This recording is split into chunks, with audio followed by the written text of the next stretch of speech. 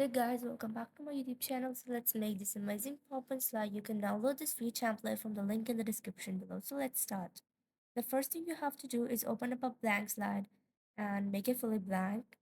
Go to images and insert an image for the background. Be sure to use a high resolution image because that impacts a lot on your template. Crop its aspect ratio to 16:9 and fill the entire slide with it. Next, cover the entire slide, half of it, with a rectangle. Remove its outline, give it a fill of white color. Insert your text box in which you're gonna write your text. Increase its size. Change its font. Use a bold font. Duplicate your the text box. Next, you're gonna change your text and adjust it.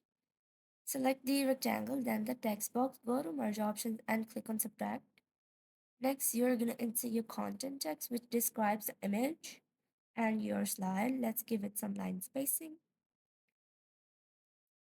So this is how you make this template. Select these and group them. Go to animation, give them flight animation from the left side. So this is the final result. If you like this video, be sure to subscribe to my YouTube channel and also hit the bell icon.